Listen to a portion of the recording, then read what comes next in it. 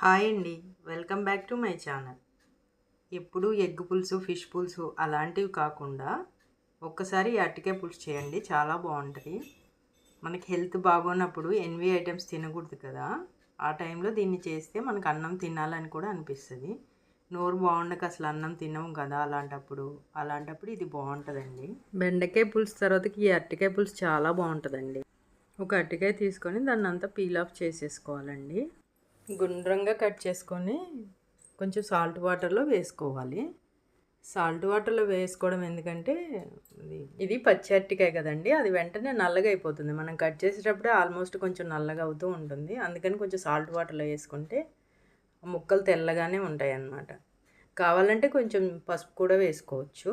ఇలా వేసుకొని రౌండ్గా ముక్కలు కట్ చేసుకొని వేసుకుంటే సరిపోతుంది. ఇక్కడ నేను ఫిష్ పీస్లా ఉండాలని ఇలా కట్ చేశాను.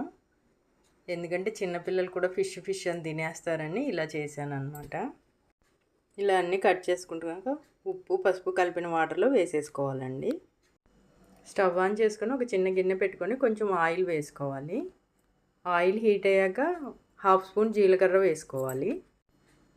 తర్వాతకి పచ్చిమిర్చి ఉల్లిపాయ సన్నగా కట్ చేసుకొని వేసుకోవాలి. ఉల్లిపాయ పచ్చిమిర్చి ఒకసారి అంతా కలుపుకొని మూత పెట్టేసి ఒక 5 మినిట్స్ దాకా లో ఫ్లేమ్లో పెట్టుకొని మగ్గించుకోవాలి. ఉల్లిపాయ సాఫ్ట్ అయిన దాకా మగ్గించుకోవాలి. ఉల్లిపాయ పచ్చిమిర్చి వేగిన తర్వాతకి 1/2 స్పూన్ అల్లం వెల్లుల్లి పేస్ట్ వేసుకొని అలాగే కొంచెం పసుపు వేసుకొని అల్లం వెల్లుల్లి పేస్ట్ పచ్చివాసన పోయిన దాకా వేయించుకోవాలి. అల్లం వెల్లుల్లి పేస్ట్ వేగిన తర్వాతకి మనం ముందుగా కట్ చేసి పెట్టుకున్న అరటికాయ ముక్కల్ని దీనిలో వేసేసుకోవాలి. అరటికాయ ముక్కలు వేసుకున్నాక ఒక 2 మినిట్స్ వీటిని కూడా వేయించుకోవాలి.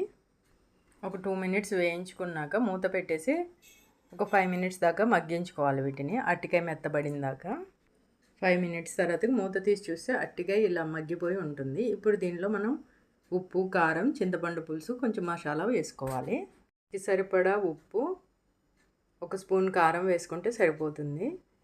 ఉప్పు కారం వేసాక అంతా ఒకసారి కలిపేసుకోవాలి.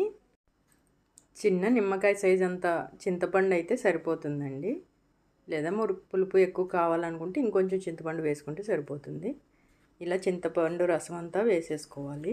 ఇలా కావాల్సినంత పులుసు పోసుకొని మూత పెట్టేసి ఉడికించుకోవాలి. స్టవ్ ఫ్లేమ్ని మీడియంలో పెట్టుకొని ఉడికించుకోవాలి. ఈ పులుసు కొంచెం చిక్కగా ఉంటేనే బాగుంటుందండి, మరి నీళ్ళలా చేసుకోకండి.